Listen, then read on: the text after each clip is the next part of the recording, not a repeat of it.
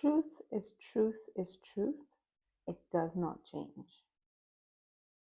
On your spiritual path, you're going to find all kinds of concepts, possibilities. You're going to find phenomena and you're going to find experiences. And those things come and those things go. And that's fine. They are what they are. But what you're seeking is the absolute truth, right? You want to know. You want to know what is happening, what is reality, what is life, what is divinity, who am I, why is. You want to know everything. And you want to know the truth of everything. And the truth of everything, the truth of anything, truth is unchanging.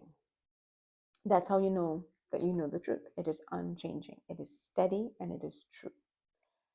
And if you're watching this video, if you're pursuing spiritual awakening, you know that the one truth, the absolute truth that you're after, is that who you truly are is a divine being, that the self, with a capital S, dwells inside of you as you. That spirit is one, that it is everywhere, that the self is in you, that the self is in others, that the self is in everything. There is one force, one energy, and one consciousness, all different expressions of the one thing, one consciousness that permeates this entire world. We know this. This is the truth. You probably started off conceiving of this concept and then believing in this concept. But through meditation, through surrender, through stillness, through perception of what's happening in the world, you have come to know this. It's not a belief. You know this. This is the truth. When you see prayers answered, when you see manifestation, when you feel oneness, when you feel love, you know this truth to be true. It does not change. It does not come and go. It does not disappear. So, what I want to ask you is, if this is the truth at all times, then you should be able to perceive this truth at all times. It is there for you to observe, right? When you're staring at the screen in the cinema, you are watching a movie because that's what you're there for, but the screen is always there. If you want to remind yourself, don't be too scared, it's a movie, you can just shift your focus a little bit and see the screen, right? If you're looking at a canvas and there are a few brush strokes on it and an image is beginning to form, that is beautiful. It's exciting to see where this image is going. But the canvas is still there. It does not go away.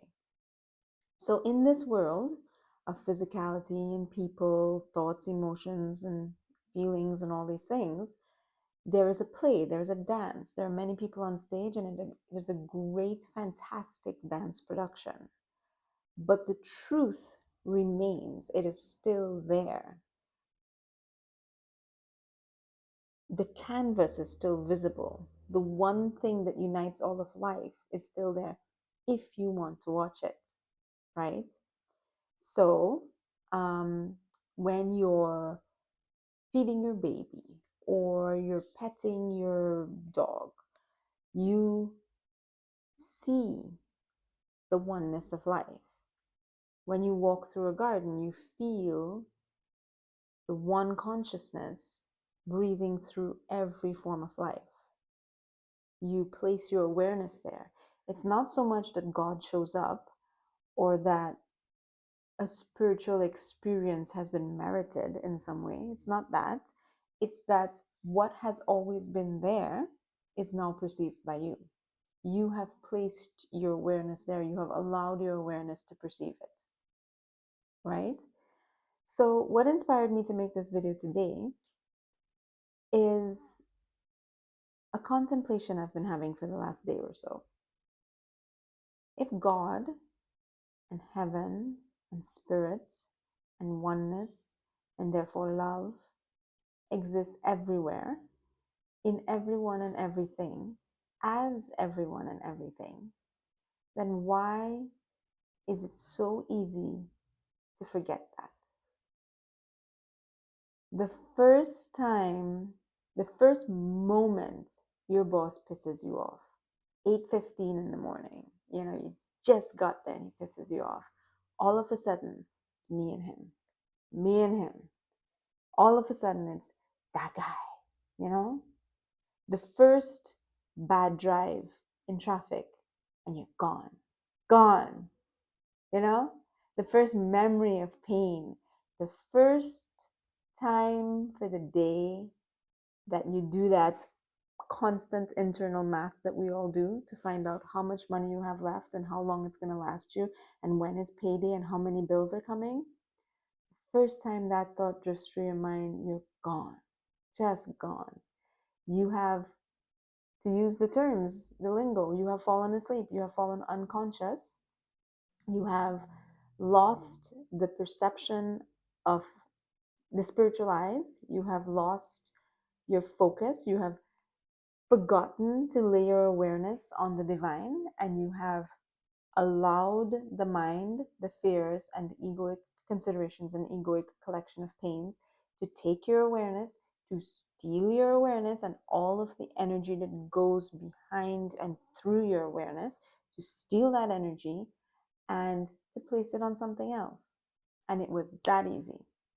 You went to your retreat, you had your visionary herbs, you read your book, you listened to your chanting, you chanted your mantras, you were last night or over the weekend or whatever, you were in your zone, right? And you were absolutely convinced and aware, and you knew of this nature of yours and the nature of the world, and you were painting it, and you're like, look, I'm painting the unity consciousness because it's dripping out of you, because your heart and soul are pursuing this. Your spirit is awakening through you and taking over, and it's wonderful. But the first text message, the first memo on your desk in the morning, and it's gone, it's all gone. Why is that? We don't want to judge. Don't ever judge yourself, because judgment occurs from the ego. Judgment is how the ego puts on righteous clothing and says, I shall pretend to be the spirit and judge. But that's not, don't judge. Just recognize, recognize, recognize. When you watch the behavior of your ego, or let's call it your old self, the self that you are evolving out of, the self that is fading and becoming weaker and weaker, when you watch it with knowing, understanding, and compassion, the way a mother might look at a young child playing with a toy and just go like, oh, that's just the way it is, right? Understand what's happening. This is the ego doing its thing. Fear is an attractive energy. Previous pain patterns and pain and energy scars within my system are feeding on familiar energy. My ego likes to feel important, so it likes to make other people feel wrong. And you just observe it and you go, yeah. It's that thing happening again, right? And you step back and you say, wait a minute, wait a freaking minute here. I am in control where I place my awareness. The one thing I get to do in this world. Spirit takes care of life, and the ego takes care of the thought streams and the fears and all that stuff. But in the middle there stands I. I. I, as an individual entity, have the right to make the decision where to place my consciousness, where to place my focus. Just remember that today. I hope that helps. Have a wonderful day, everyone.